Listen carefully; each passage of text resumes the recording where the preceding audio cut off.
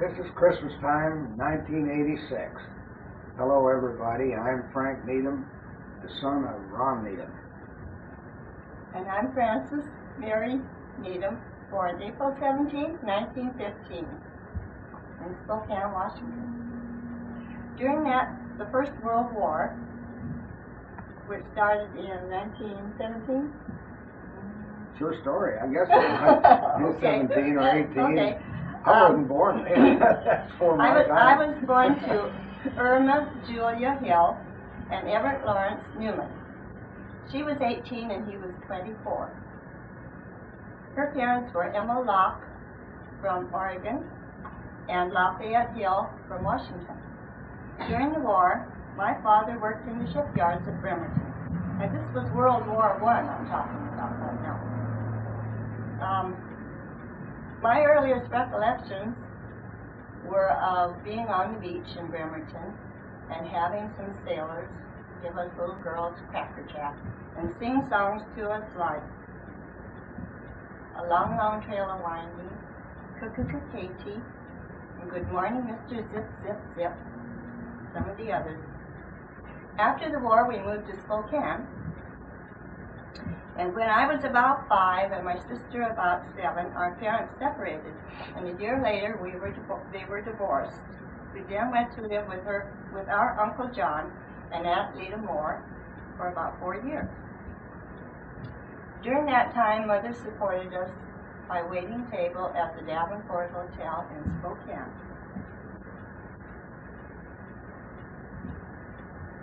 When Evelyn went into high school, we got an apartment where we lived until I graduated in 1933.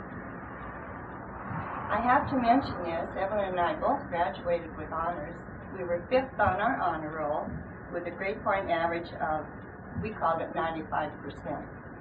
And we both had fairly good graduating classes. In the town of Spokane, which was about 150,000, we had just 2 high schools. We went to the one called North Central. After graduation, Evelyn moved to Los Angeles and married shortly thereafter. I had entered high school in 1929, which you may have heard was the year of the Wall Street crash. And I graduated during the heart of the Depression. Through Mother's friends, you had to have some kind of influence to get a job in those days. Through Mother's friends, I got a job waiting table in the Desert Hotel Oasis coffee shop and was able to save enough to go to Kinman's Business University. This business course enabled me to get a job in Los Angeles in 1935 at McKesson & Robbins Wholesale Drug in the bookkeeping department. In 1935, an event occurred that changed my life. Now Frank would like to say a few words. Well, I'd like to get back to that Depression era later, but first of all, I'm going to tell you about my early childhood, which wasn't really the best in the world, but I survived it, and I guess I'm a better man for it. But my mother died when I was 4 years old in 1919. Yes, 1919. And yeah, well, I was 5 years old the day she was buried. And it was, I remember, it was so cold. Of course, a kid 5 years old doesn't remember too much, you know. It was so cold. The horses were slipping on the streets and they couldn't hardly stand up. And there was a little snow on the ground, but it was way below zero. And they had trouble digging graves. People were dying so fast from the flu that they couldn't get them all buried in time. And I don't know what they did with them, but I remember the adults talking about they couldn't dig the graves because they were so frozen so hard. But anyway, then I went to live with an aunt and an uncle down in the little town of Eudora. And I lived with them until I was in the 4th grade, which I was about 10 years old then, I guess. And I remember the schoolhouse was right across the street from us. However, we were out in the country, but we just happened to be catty-cornered across the street from the from the school, and it burned down during Christmas vacation that particular year, and I finished up having to walk 3 or 4 miles to school every morning through the snow and cold and everything. And then I moved back to Tonganoxie, the town of which I lived in when my mother died, and I went to from the 4th grade clear through sophomore in high school there, and I became a kind of a,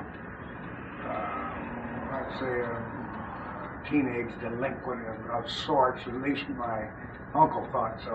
He couldn't handle me, so I went to live with my brother, Paulie. I call him Barney. Down in Conway Springs, and he was actually, well, you might say, my savior as far as the beginning of my life from there on out. And he was actually the only guy that ever really seemed to love me, and he did a pretty good job with me, although he was 8-10 years older now.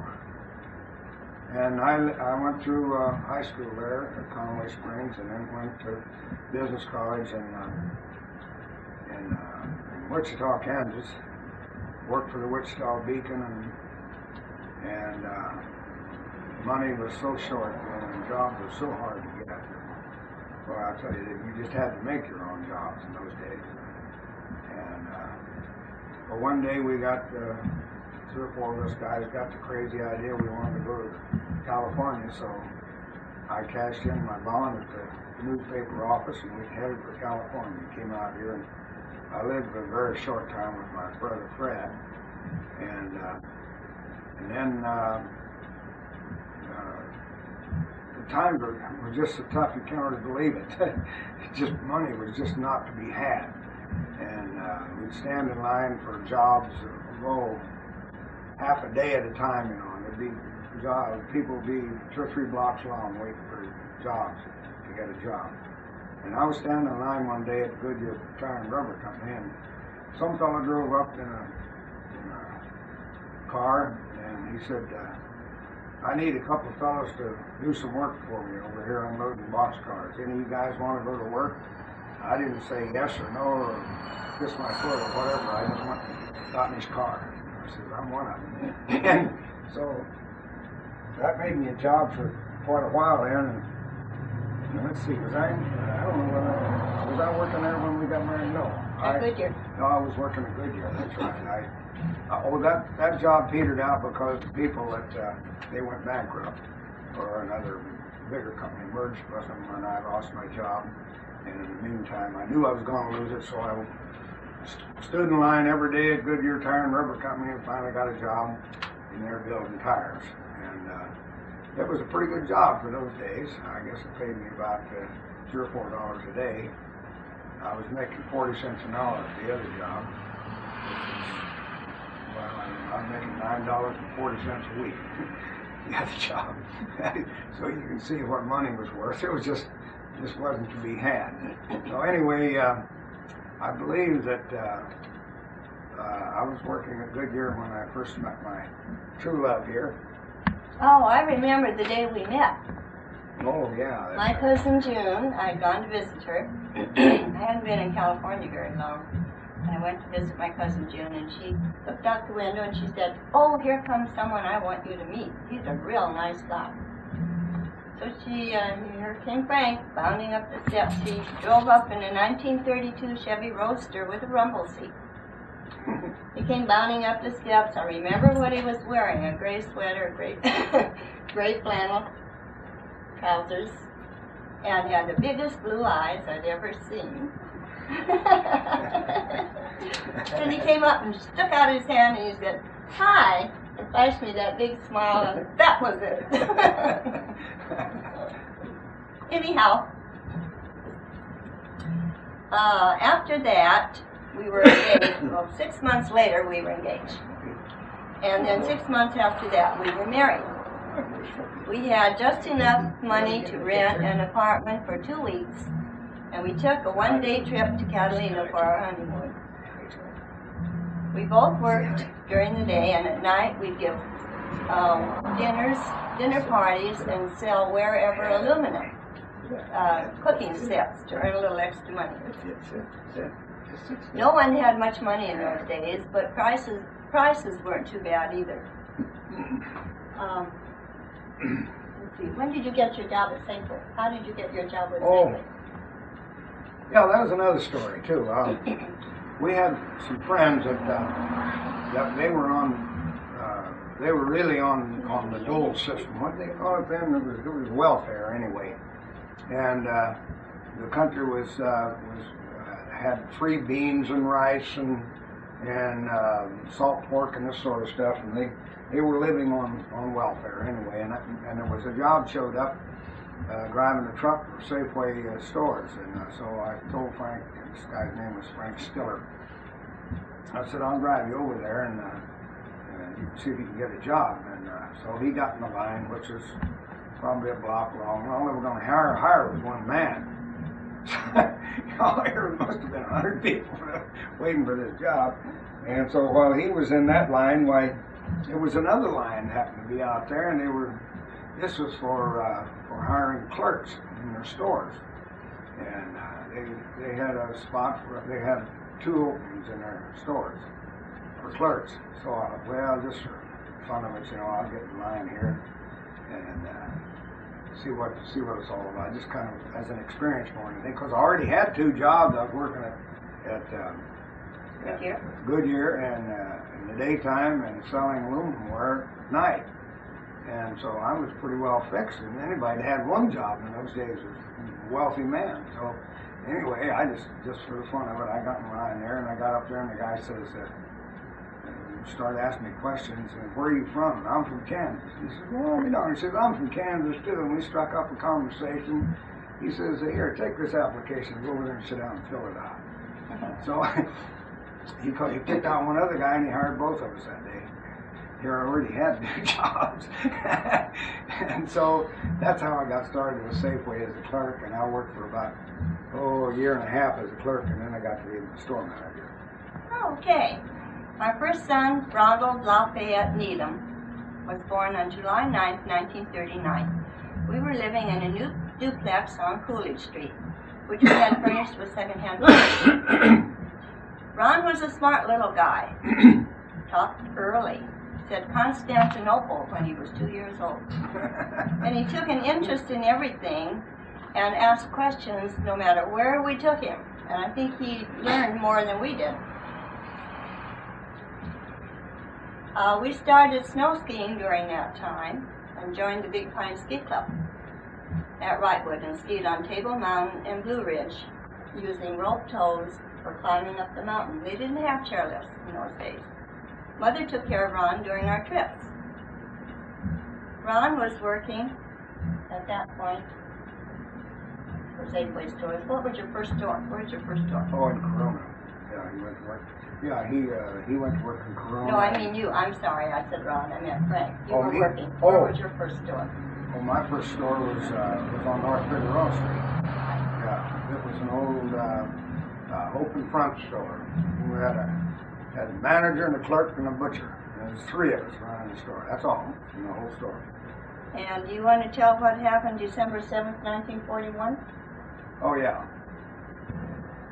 Okay, as you all know, 1941, this December the 9th, or December the 7th, 1941, was Pearl Harbor, and this country was thrown into war, and it changed an awful lot of things, and it changed everybody's life, without a doubt, and we were no exception. We were in Bell Gardens at the time. I had just opened a brand new store in Arlington for Safeway, and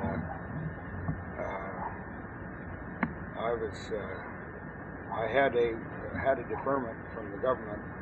Had 2 deferments actually, because I was a food store manager, and somebody had to operate the stores, and all we had for help was women. So those were pretty trying times. Besides that, why I became a National Ski Patrolman and was a section chief for Southern California for, I guess for about a year or so. I don't remember just how long it was, but anyway, it kept me busy along with my work. Then I was chairman for the Red Cross Drive and United Fund chairman. I think my little wife here didn't see me very often. I was gone at night and daytime, and it seemed to be quite a busy time for us. But we enjoyed it. We seemed to have fun, and eventually I got my call to go to the war anyway, and so I went down and took my physical, passed the physical, and came home and was practically all ready to leave. And over the weekend they passed a law that fathers over 30 with children, fathers over 30 with 2 children, I guess it was, yeah, were deferred, permanently deferred. And so that brings us up to that point. He lucked out again. He left out one little important item here. In July 20th, 1943, our second son was born. Oh, yeah. That's right. Michael Vincent Needham was born in Bell Gardens on a street called Live Oak. He was a cute little guy and had personality plus. By the time he was 2, he was smiling and winking at people when we took him to church. That was the Baptist Church of Bell Gardens, and that's where we were all baptized and joined the church. At about that time, we also bought our first house on Quinn Street, and we traded in our new 1940 Chevrolet, which we had bought new, as a down payment. Frank told you about his occupational deferments and being drafted for the military and then getting out of it by the skin of his teeth.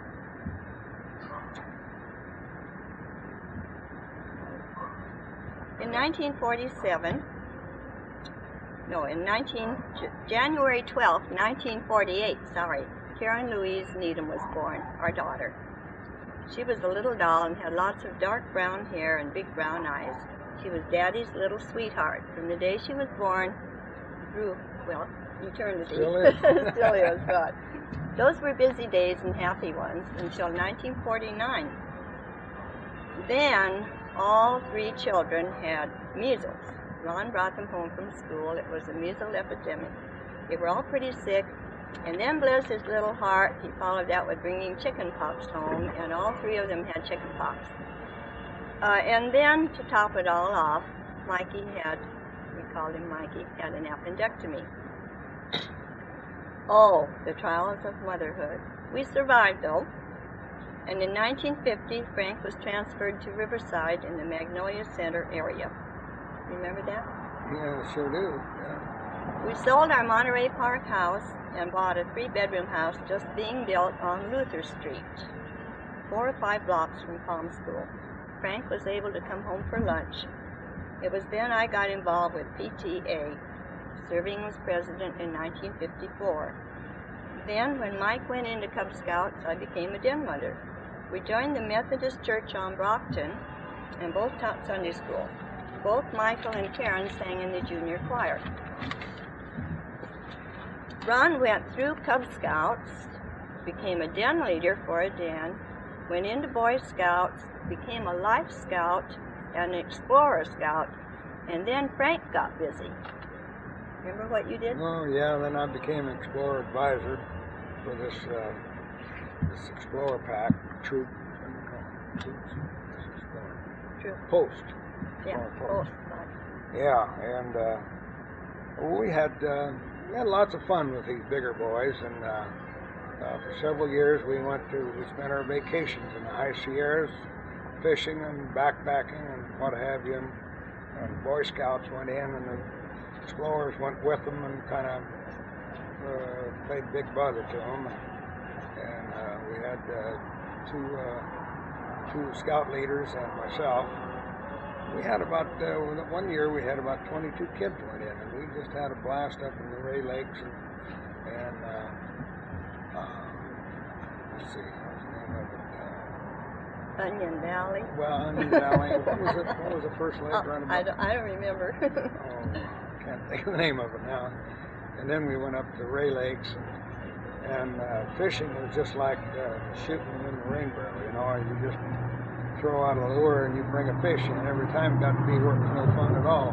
Back one morning we got up and Ron and I stood out there and lure fished, and as we pulled them in, a couple of guys would clean them, and then they'd throw them on the fire, and they'd start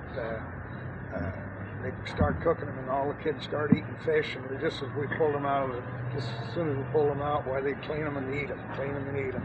Those were the good old days. Well, Mike went through Cub Scouts and into Boy Scouts and attained the rank of First Class Scout at that time, and got to go with his big brother on some of the trips, didn't he? Mm-hmm.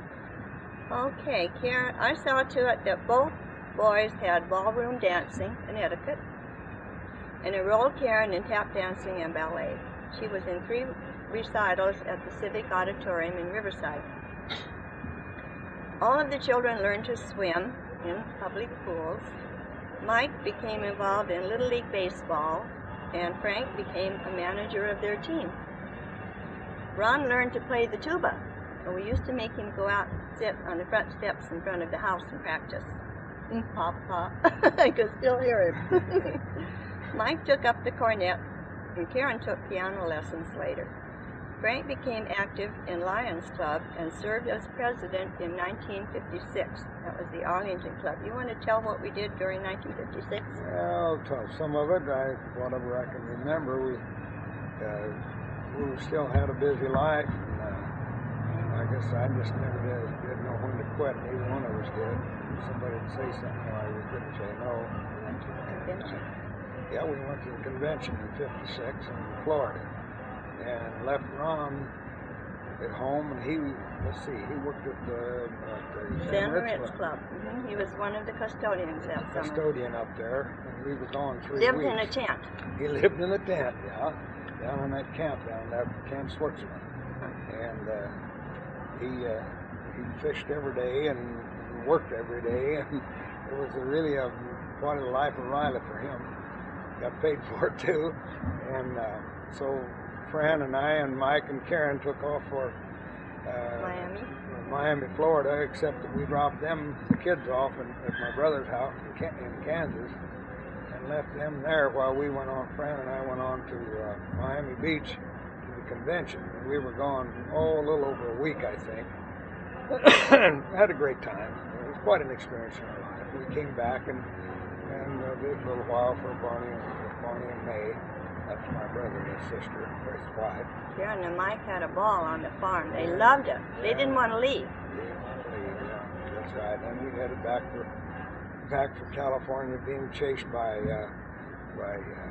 tornadoes. Remember that on the way back? Yes, I do. 3 of them. Yeah, that was during the tornado season, and it seemed like every day somebody was getting blown around by tornadoes. But we arrived back home in time to get back to work. Right. Anyhow, many of our happiest vacations were spent at the San Ritz Club at Lake Gregory. We had joined the club in 1947. It was the working man's club. You didn't have to be rich. And we acquired a life membership in 1949, thanks to Clarence Moore, Mother's second husband. We obtained a charter life membership in 1965 when we bought Uncle John's cabin on Burn Street. When Karen was in 3rd grade, I substituted as secretary for Jane Lunt, more about that later, the Palm School principal, when her secretary was on vacation. On her recommendation, I subsequently went to work at Central Junior High as an attendance clerk.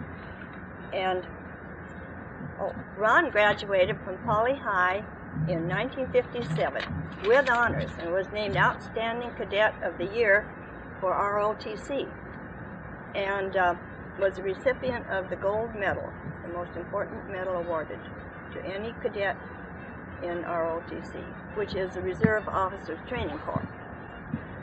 He also received a scholarship to the University of California at Riverside. He married Emily Imogene Randall in 1959, and at present they have 3 children, Amy, Allison, and Amanda, and they have 2 grandsons, Luke and Peter, and a 3rd grandchild is imminent, Allison's. I'm looking at it right now. We're all wondering what it's going to be at this point. I said it, but it's going to be a girl. Ron received his master's degree at the University of Hawaii and his doctorate degree at Brigham Young University in Provo, Utah. In 1958, excuse me, Frank was transferred to Hemet, another promotion from Safeway. Remember what we did? Yeah, we came to Hemet. Yeah, we bought a house that was being built on Johnson Street, across the street from 20 acres of walnut trees. That's where we're sitting right now. We were only the 5th house on the whole double block. And now it's completely solid with houses, and there are very few walnut trees left. I went to work as a secretary for the Hemet School District, and while Frank operated the Safeway store, the only Safeway store in Hemet, and the major supermarket at that time. We joined the Hemet Methodist Church at that time. Karen started piano lessons, and Mike played baseball and football.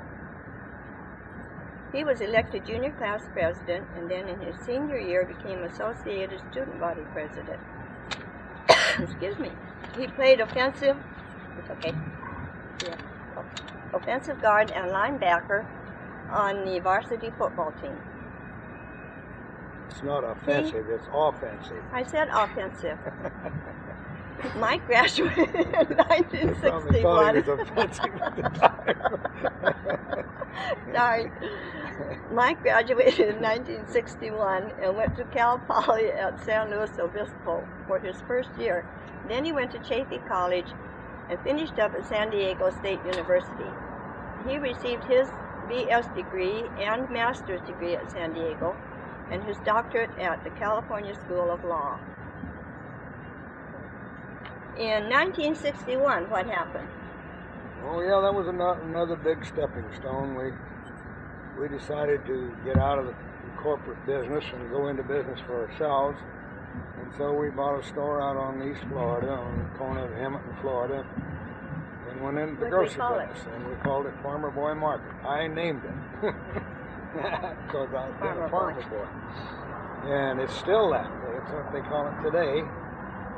And we ran the store for 11 or 12 years, and we have we got a lot of happy memories and some bad ones from that experience, but we sold out in 1972 and decided we'd go to the mountains and live in our mountain chalet and rent out our home here in Hemet. So we moved to the mountains for a spell. We're going to talk about that a little bit, probably. Oh, that's all right. You're doing fine. Real estate business. Yeah, you're getting way ahead. Well, enough? Another one? That ought to be enough.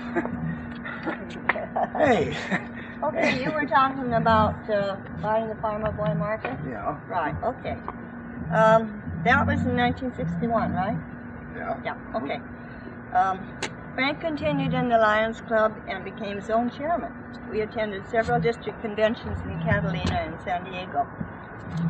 I had joined the Business and Professional Women's Group, working up to president in 1962. You joined the Masons in what year? 61. He became a Mason in 1961, getting your 3rd degree? Yeah, first, second, and third. Yeah. First, second, and 3rd degree. Okay. And, Karen joined Job's Daughters through Frank's affiliation with Masons and became Joby of the Year in her junior year in high school. She also sang in the high school chorale and chamber singers. And she was elected Commissioner of Activities for her senior year. She competed in the Lions speaking contest and won first place in the club, zone, and regional. Right. Lost out in the district. Right. She graduated in 1966 and on a scholarship went to Mercy Hospital of San Diego her first year, and then transferred to San Diego State to obtain her BS degree in nursing. She married Michael Allen Warren in 1971. They have 2 children, Justin Michael and Kylie Michelle. Can we go back? And I think you left out the part there of our life, a very important part, with Mike and Karen Priest got married. Oh, I know why I did that. That's because you told me I said Mike was offensive instead of an offensive linebacker. That's right. He married Karen and Thane Priest in 1962. At present, they have 2 children, Christine Marie and Mark Allen. Yeah, I think that covers that pretty well. Does that cover it? Yeah. And Mike is now employed, or not employed, but he has his own, consultant. He has his own consulting office, so they're keeping pretty busy. So you go ahead and do that. Okay. In November of 1972, we visited Ron and Emily in Samoa, American Samoa, for 3 weeks. And Ron arranged a trip to Western Samoa for us as well. That was the highlight of our lives up until that time. He and his family lived there for 6 years and enjoyed it very much. And when they returned, they moved up to Spokane, Washington, about 40 acres of land, built their own house, became a gentleman farmer, as well as an educator, and both of his children, all 3 of his children. Yes, Allison graduated from high school, and so did Amy. And Amy graduated from Whitworth College when they were in Spokane also.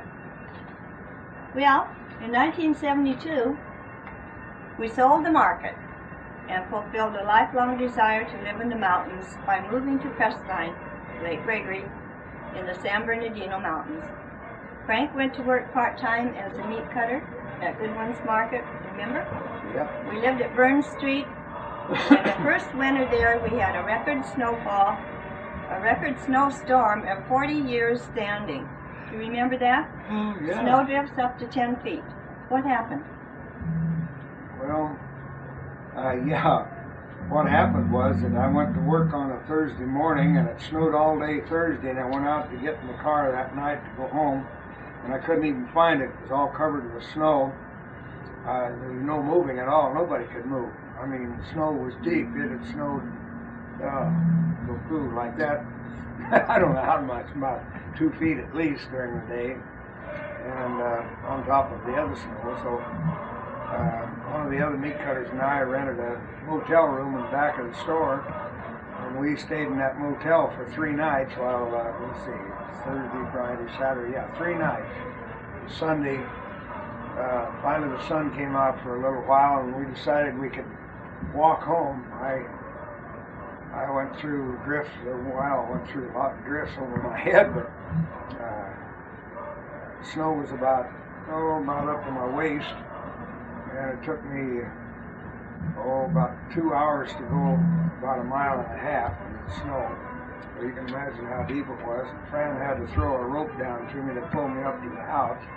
I couldn't even walk through the drifts were so deep I couldn't walk through them. And finally got home, and Well, what happened to me while you were snowed out? yeah, and Fran was snowed in.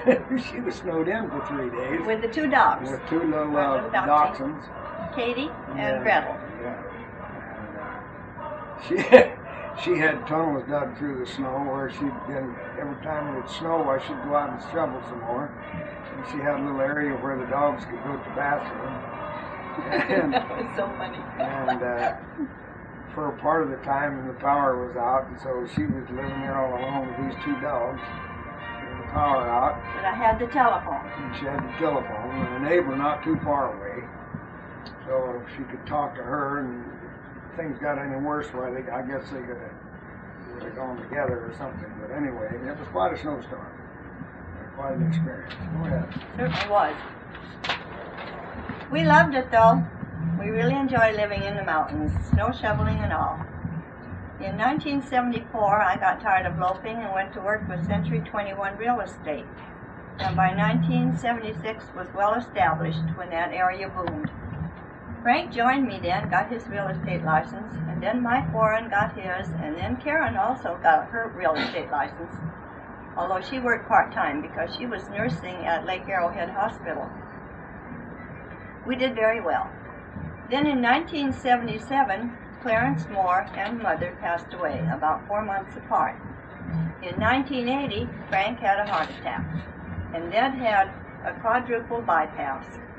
His cardiologist recommended that we move back to the lower altitude of Hemet, which we did, moving back to our house on Johnston Street in October of 1980, and I'm sure that Ron remembers every detail of that move. He helped me pack. Frank couldn't lift a finger, and he did all of the renovating of our house, which was a first-class mess. Installed the oven and the stove and the dishwasher and whatever else needed to be done. Everything. He was a godsend. He certainly was a godsend. That was what he was. Then in 1985, we realized another lifelong dream by touring Europe. We saw England, Belgium, Holland, Germany, Switzerland, Italy, and France. We went with AARP through the Owen Travel Agency. We really thoroughly enjoyed it. In June of 1986, our 3 children and their spouses and grandchildren, our grandchildren, gave us a super 50th wedding anniversary luau at our Johnson Street home. And then what happened? Where we're sitting right now. Right. And then also, besides that, they put on a show that night. It was out of this world. I mean, it was great. All the kids and grandkids participated, and it was it's almost professional. So, in fact, some people said it was just like professional. So, and one of the things they did was when Ron, no, it was Mike, had all these names in the hat and was saying, take a number, or they were picking out names out of this for a drawing.